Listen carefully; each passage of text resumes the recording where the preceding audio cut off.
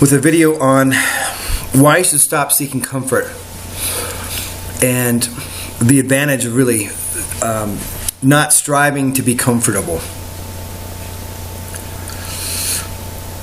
I just realized this evening, I was listening to an audio program about how, as I'm building up my coaching business, I'm doing a lot of networking, being very social business-wise, and also being social here and there on the weekends when I have the energy, because I use a lot of my social time during the day to build my business.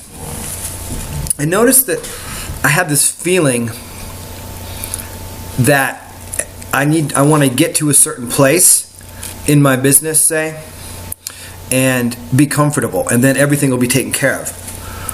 And I was listening to this audio program, and they were talking about how our society is built so that we're as comfortable as possible, and we seek comfort. And I think naturally, biologically, we do seek a certain amount of comfort, but I think, honestly, that we've taken it to an extreme in our society, so that it's just gone way too far to the comfort zone.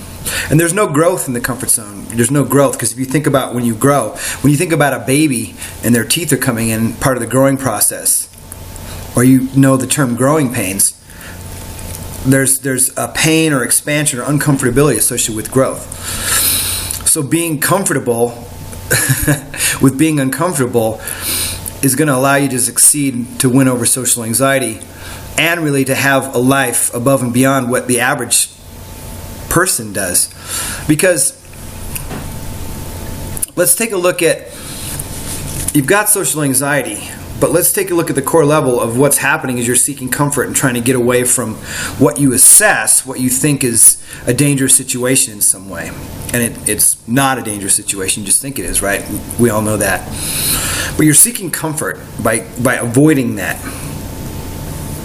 So even more important than like handling the social anxiety is if you can really get to where you're not seeking comfort as the end result, you're going to shoot above the average person who doesn't even have social anxiety. Does that make sense? Because I had this realization sitting here going, I'm just going to get my business up to this comfort level and then everything will be good. And I realized how flawed that concept was in my mind. I was like, wow, David.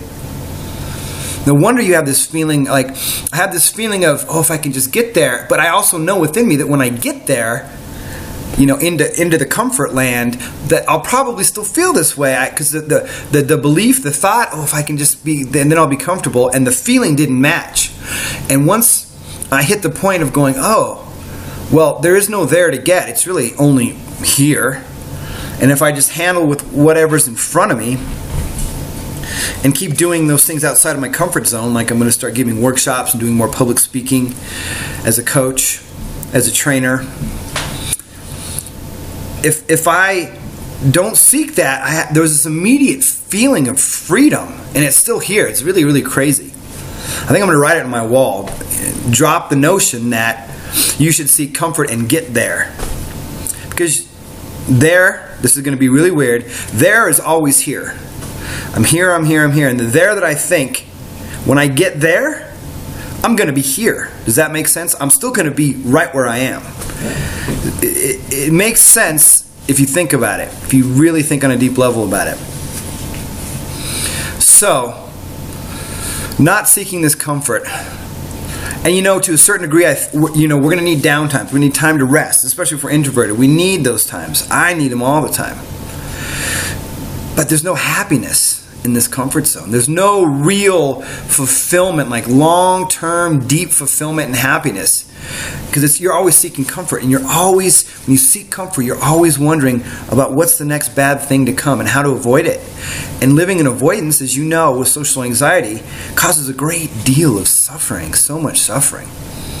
So, that's my 2 cents on why we need to learn to live in that uncomfortability. And it's not like you want to constantly make yourself uncomfortable 100% of the time. No, it's